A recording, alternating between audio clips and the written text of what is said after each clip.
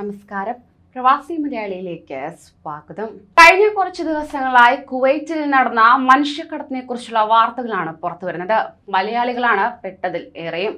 രക്ഷപ്പെട്ട യുവതികൾ പറയുന്നതനുസരിച്ച് നേരിടേണ്ടി വന്നത് കൊടിയ പീഡനങ്ങളാണ്. ഇപ്പോഴിതാ കുവൈറ്റ് ആഭ്യന്തര മന്ത്രാലയം നടത്തിയ പരിശോധനയിൽ വ്യാജ ഗാർഹിക തൊഴിലാളി ഓഫീസ് കണ്ടെത്തിയിരിക്കുകയാണ്. ഇവിടെ അഭയം പ്രാപിച്ച 4 താമസ നിയമലംഘകരെ അധികൃതർ പിടികൂടിയിട്ടുണ്ട്.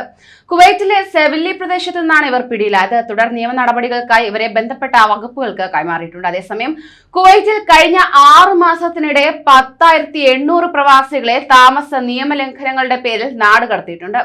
സുരക്ഷാ വകുപ്പുകളെ ഉദ്ധരിച്ച് രാജ്യത്തെ പ്രാദേശിക മാധ്യമങ്ങളാണ് കണക്കുകൾ റിപ്പോർട്ട് ചെയ്തിരിക്കുന്നത്. നിയമലംഘകരായ പ്രവാസികളെ പിടികൂടാനായി തന്നെ നടത്തിക്കൊണ്ടിരിക്കുന്ന പരിശോധനകൾ 2022 ജനുവരി 1 മുതൽ ജൂൺ 20 വരെ പിടിയിലാറുടെ കണക്കാണ് ഇപ്പോൾ പുറത്തു വന്നിരിക്കുന്നത്. ചെറിയ വരുമാനക്കാരും ബാച്ചിലേഴ്സ് അക്കോമഡേഷനുകളിൽ താമസിക്കുന്നവരുമാണ് പരിശോധനകളിൽ പിടിയിലായവരിൽ അധിക പേരുമെന്ന് അൽ നിയാസ ദിനപത്രം പ്രസിദ്ധീകരിച്ച റിപ്പോർട്ടിൽ ചൂണ്ടിക്കാണിക്കുന്നു. Jleeb al Shuyoukh, Mahboula, Shuwaikh industrial area, Bneid Algar, Wafra farms, Abdali തുടങ്ങിയ സ്ഥലങ്ങളിൽ നിന്നാണ് നിരവധി പേരെ അറസ്റ്റ് ചെയ്തത്. അതേസമയം രാജ്യത്ത് അനധികൃത പ്രവാസികളെ കണ്ടെത്താൻ ലക്ഷ്യമിട്ടുള്ള പരിശോധനകൾ തുടർന്നു വരികയാണ്.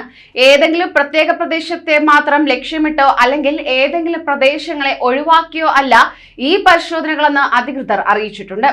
നിരന്തരമുള്ള പരിശോധനകളിൽ നിന്ന് രക്ഷപ്പെടുന്നതിനായി തന്നെ നിയമലംഘകരായ പ്രവാസികൾ ജലീബ് അൽ ഷിയൂഖ് വിട്ട് മറ്റ് പ്രദേശങ്ങളിലേക്ക് മാറുന്നതായുള്ള റിപ്പോർട്ടുകളും അധികൃതർ നിഷേധിച്ചിരിക്കുകയാണ്.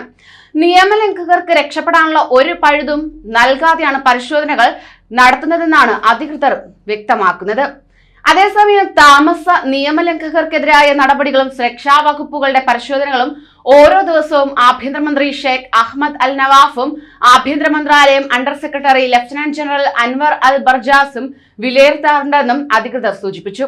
നിയമപരമായ എല്ലാ നടപടികളും പൂർത്തീകരിച്ചുകൊണ്ടും നിയമം പാലിച്ചുകൊണ്ടും കുവൈറ്റിൽ താമസിക്കുന്ന ഒരാൾക്കും യാതൊരു പ്രശ്നവും ഇത്തരം നടപടികളിലൂടെ ഉണ്ടാവില്ലെന്നും അറിയിച്ചിരിക്കുകയാണ് അധികൃതർ.